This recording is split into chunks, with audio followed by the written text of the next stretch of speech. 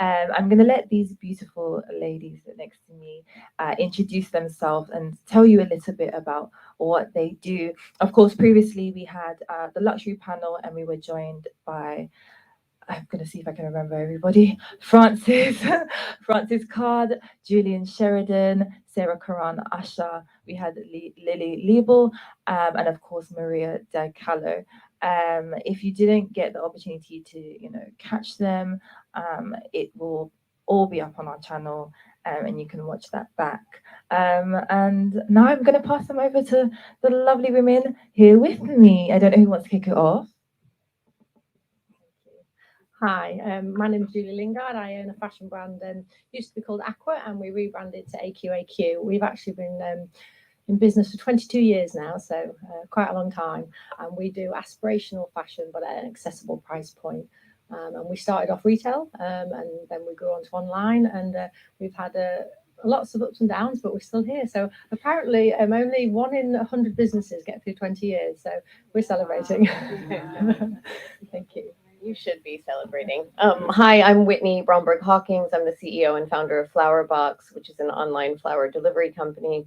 I started Flowerbox 5 years ago after working for Tom Ford for 20 years and realizing that there was no flower brand. Sort of everything else in the world had been branded, but there was no global flower brand. So I started one. Very simple. Hi, I'm Marine Tanguy, and I'm the founder of MT Art Agency. We were the first talent agency ever to be created in the art world.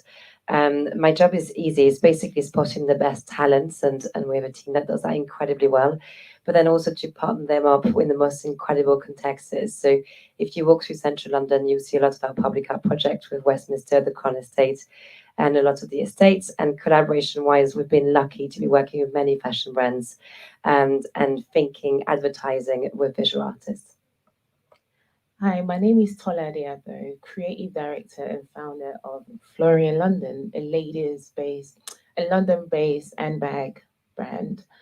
And the idea of Florian London came to me while I was on maternity leave after being made redundant from my job as a financial analyst.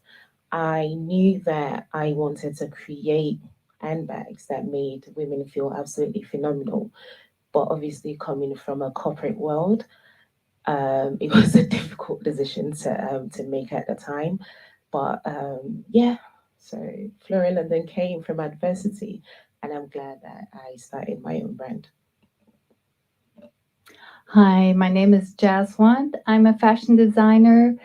I studied in the US and finished my BFA at RISD, continued studies in Parsons, Paris, in different areas such as art, fine arts, photography, design marketing, and spent the past, I would say, 10 years actually working in the art world, art institutions, Art Basel, art galleries for architecture office, Herzog and de Meuron, and came to a point where I decided fashion was my passion.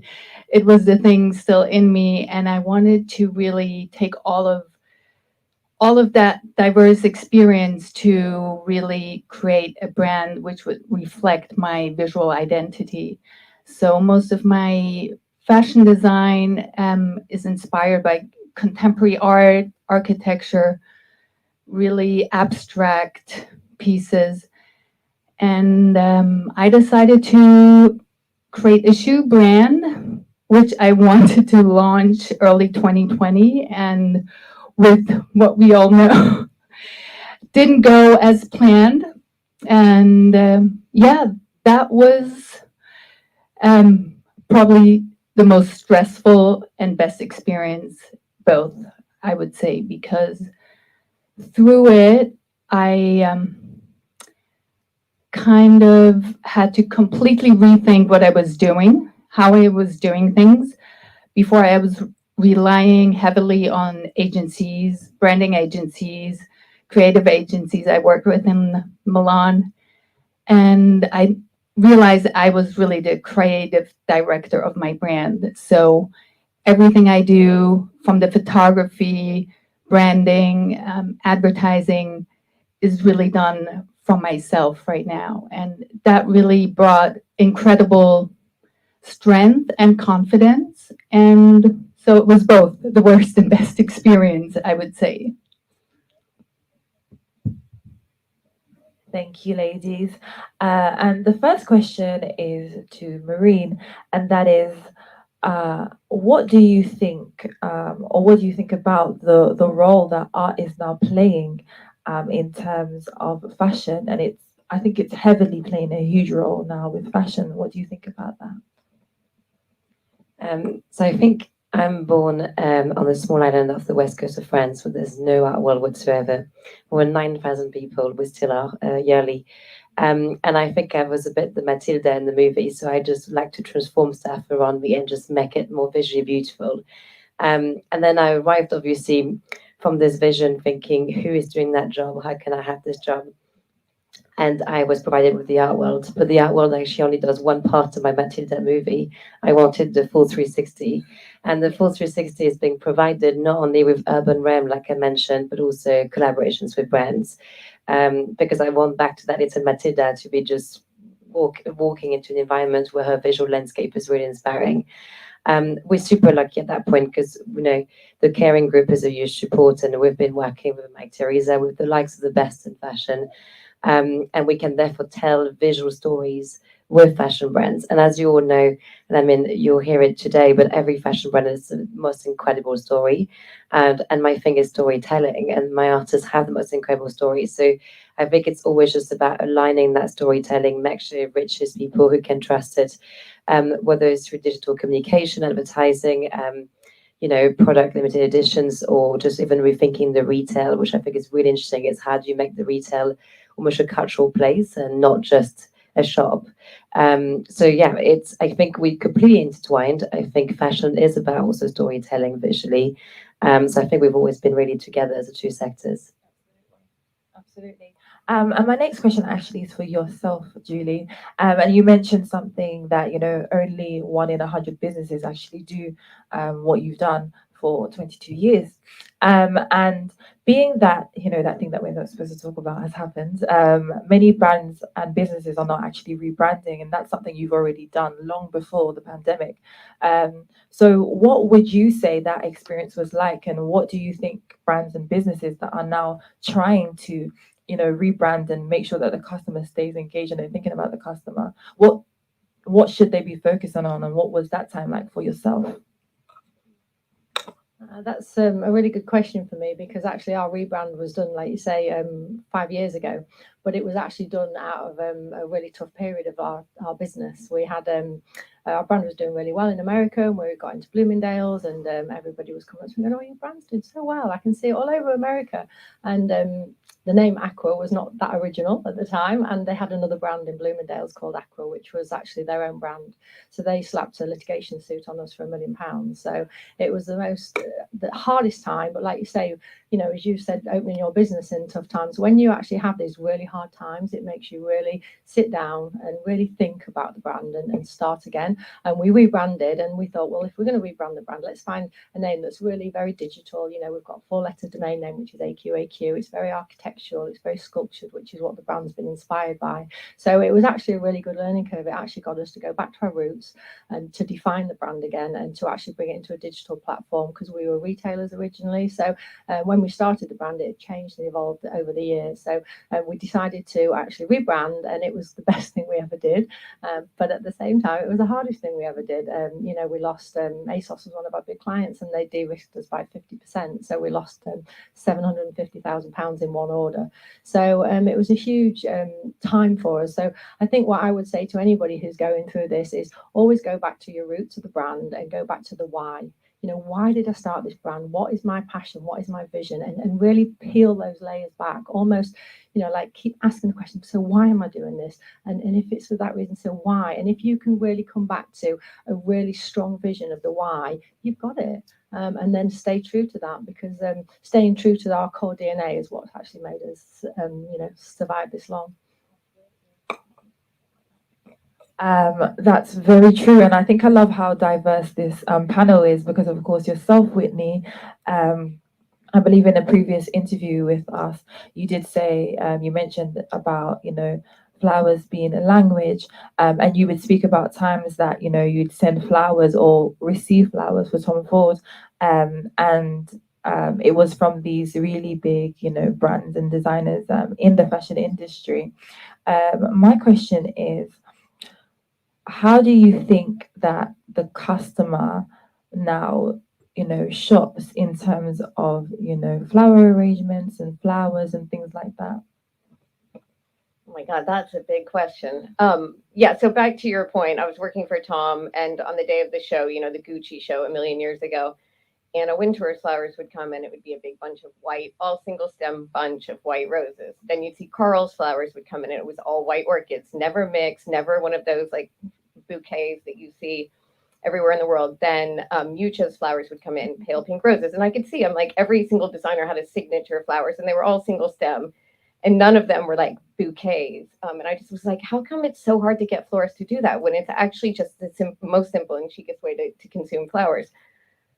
The second part of your question, so that's what Flower Box is founded on, the premise of just single stem bunches, no filler, no fuss, just like what you get at the flower market, but in a sort of elevated way with beautiful grosgrain ribbons. So it still feels like luxury, but sort of accessible and just like you sort of, I would say effortless is something that I always come back to with Flower Box. I want it to feel like you went to the market, you threw them under, sort of that French girl, like threw it under your arm, and you don't need like all the fuss and to try hard to send a beautiful bouquet.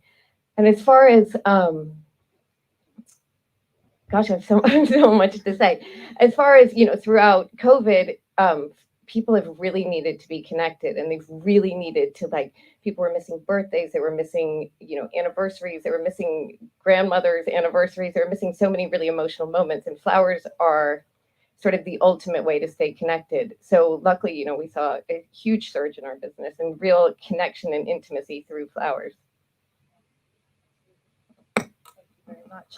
And Jaz Wand, what I would like to know is, you designed this beautiful brand, and Thank you.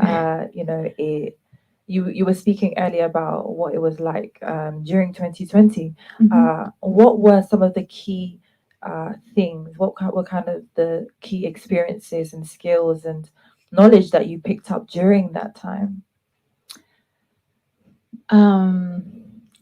Let me reflect.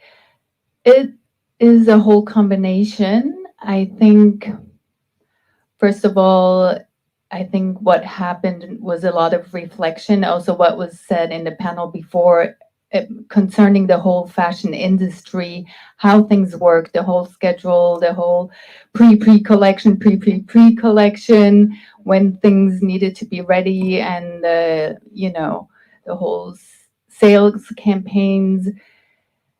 And I think most designers went through this phase where you started to reflect what was the point of all of this? How are we going to move forward?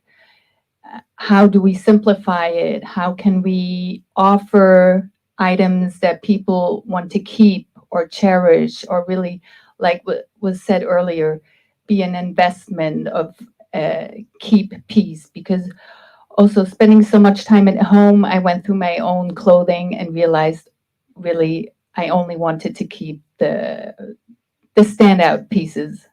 The rest had to go. So really, from a designer perspective, trying to rethink how to move forward, what makes sense, how are we going to be sustainable in this industry? Because not only was the market completely flooded with too many products, but also it was just tough on designers, burnouts, and it was just too much. And I think that was really a beautiful part of it, thinking how to rethink, how to give customers an experience that is luxury and that's something special. And yeah, maybe going more into limited edition pieces or something unique pieces, that would be the future for luxury going on. And the second part was more mental. You know, it was really like what was said in toughness. How do you move forward? How do you find inspiration in this? What is the why? That was probably one of the biggest things that stopped me from not, you know, continuing. And I think that was really, you know, I was inspired. I'm a designer. I like to share my vision. And yeah, I think it was so many different pieces and so many different stages that happened, from tragedy, despair, to, you know, financial advisors telling you there's no future, there's no hope, just give it up, to, okay, saying, no, I started this, I had this dream and I'm going to do it. I don't care what you think. So it was also really finding my own strength and saying, okay, I'm just going to go. I got this far, I'm not going to give up. Absolutely. And Tola, for yourself, I wanted to ask, have you seen a change in the Florian customer? And what do you think it is that customers are looking for now in terms of, you know, I'm going to say your specialty, sorry, handbags? So we actually focus on a specific client demographic of customers, and our business model is very wholesale orientated. So when I launched Florian London, we won the handbag awards, and that pushed us towards wholesale. So we got stocks at Bloomingdale's, and from Bloomingdale's we had so many different doors open for us. So I really focused on wholesale and just going to different shows, going to Paris and creating handbags that buyers wanted to buy, and focusing and knowing what the buyers expected and kind of just focusing on that.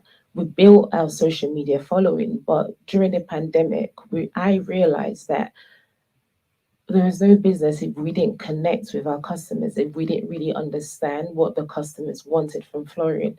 So we became very customer orientated, and we started building more of a community. And me personally, as the founder of the business, I started pushing myself outside my comfort zone. I was saying to Maureen that I started being more engaging and more visible on social media, and, you know, giving back as well to our community. So we started what is known as the Phenomenal Woman by Florian London, just, you know, giving a voice to not just well-known entrepreneurs, but to up-and-coming people that have started, you know, writing a book or doing different things. But I feel like the Florian customer now is well-informed, and I also believe that customers want to own in on your story. And I shied away from that because it's all wholesale. Go to Paris, go to London Fashion Week, get the orders in, you know, and then we completely changed. And now our logo changed because customers wanted something new and refreshing. We've introduced a monogram. We're asking customers more questions. We're launching a new collection next month. And we did a poll asking our customers on social media, what colors do you want to see in the collection? And I'm talking more and I'm being more visible and showing there's a face behind the brand. I think that's what customers really want. And obviously customers want to know your production and manufacturing process. And again, we shied away from that. For Florian, I know a lot of people are talking about sustainability. And I was first to put my hands up to say I didn't really understand it. And luckily for me, I have so many incredible women that educated me. And then I went on a journey 2 years ago looking for a factory that was family owned, and factories that were just as passionate about creating bags for phenomenal women, because I truly believe all women are phenomenal. So so we work with a small, intimate, family-run factory producing the bag, but I never show that to our customers because I never thought they would be interested in all of this, because I was doing not just, you know, saying, yeah, we're sustainable, but I was actually doing it and I wanted to be honest. But I find that customers want to see that. They want to go on this journey. They want to see where you're making your stuff. They want to make sure that the company that's making their bags have all this ethical processes in place. Absolutely, I agree with that. I think now more than ever, people are buying more into the founder. Behind the brand, the creative directors, the faces behind the brand. They want to know your story. They want to know what you've done. They don't just want to know about the product or being told, buy this and buy that. And I don't remember who it was that. I think it was Francis that mentioned it earlier. It's much more now about carrying the best bag, the best item. It's now more, what more can you offer me? What are you offering me that another brand isn't? Because let's face it, everyone is pretty much kind of doing the same thing. So that is very true. I think customers definitely do want to know. People want to know and understand the face and the person, behind the brand. So I thank you, ladies, for, being vocal and putting yourself forward so that your customers do know more about you. And now back to Marine. With the art world and all the new developments, especially with things like NFTs and so on, and it's linking a lot to fashion. What does the future of the art world look like to you? I can see the buzzwords are coming. I think so. I started my career 13 years ago to kind of give you the spectrum of my understanding of the sector. I think, first of all, the art world is called the art world because it's still not a sector yet. It's a non-regulated market, one of the few. I think that's actually about to change, and I'm excited because I want to be part of a visual sector with businesses at scale and not an art world personally. The thing, therefore, to bear in mind that since there's still a world is that 90% of people in that sector come from incredibly privileged means, not just your upper middle class, upper class, but generally incredible means. So businesses are not structured to be businesses. They're businesses that are structured to be lifestyle, social status, etc. This does mean that we haven't had the best innovation, we haven't had the best diversity of ideas, and we also haven't had the best talent diversity so far. And I think, especially with the rise of social media, like I'm definitely the classic millennial that I could not have afforded to be part of my sector 10 years ago because I could not have had a voice. I would have had to pay a PR company 30K a year minimum to have got a voice. So I think we're part of a new crew who have got businesses who are more democratized, larger audiences, and probably come from a very different background in terms of how the sector was, the art world was shaped in the first place. So I think the future of it is very exciting. Obviously, I'm very biased to say that because I think we were the first B Corp of the sector. We were the first to say we want all of that to change. And so, of course, that's going much more in my direction. And I think the art world is. So I'm biased to say that it's amazing that the sector is being more democratized. It's amazing it's becoming a sector. It's amazing to see so many more new audiences to come. I'm sure you've seen more and more partnerships bridging between the art world and outside of it. And I think now when you ask like the Gen Z and millennials what they do and their hobbies, like our sector does come up as one of the first thing as well. So I'm super excited about the large audiences. I can't wait to have larger audiences.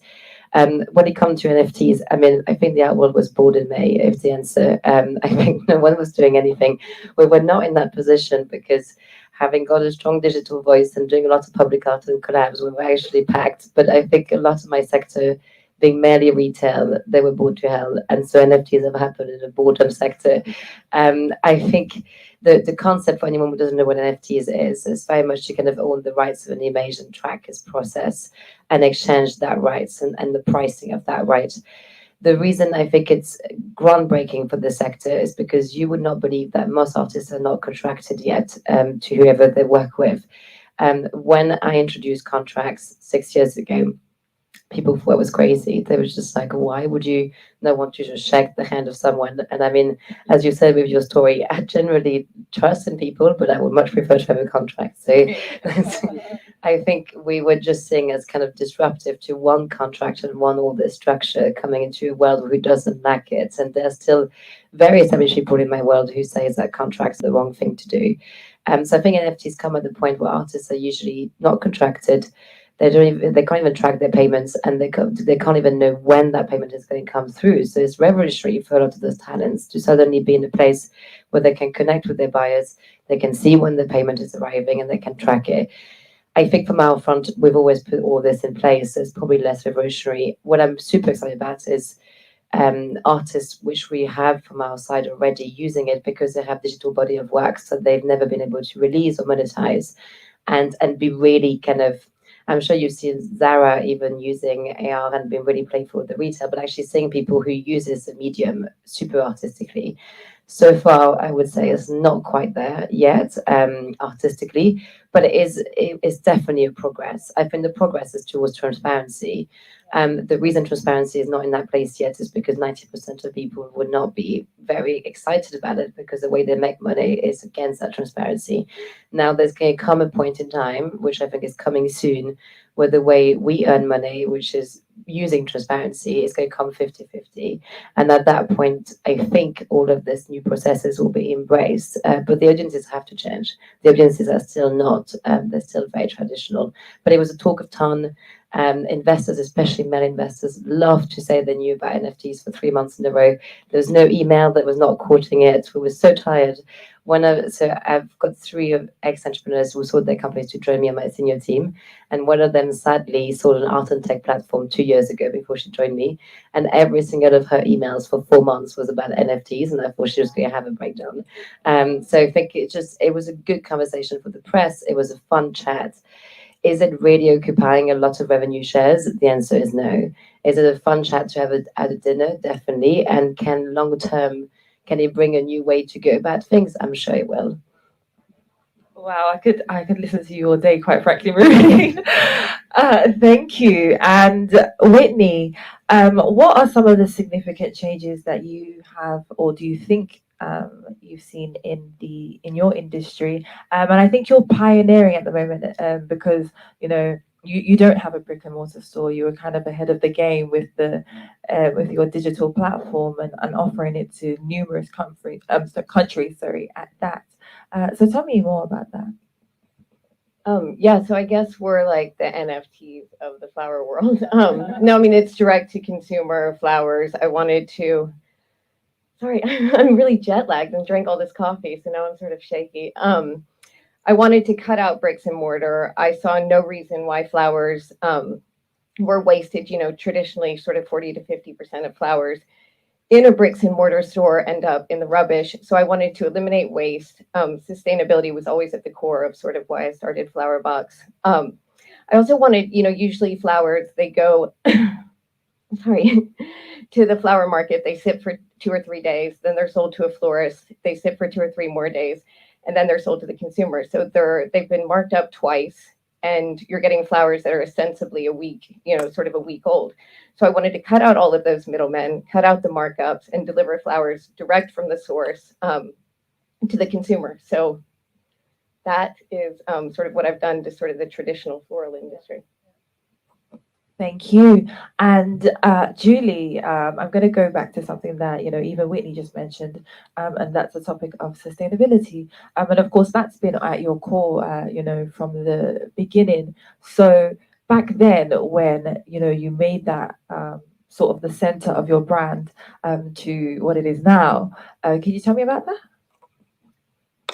Yeah, absolutely. It's quite interesting in the sense of it's interesting when you say it's been at our core, because it has been at our core, but at the same time we've been a fashion brand, and it's been really hard when ASOS have been saying to us, oh, if we'll order 3,000 of these pieces, but we need it in next week, and we've had to fly it in.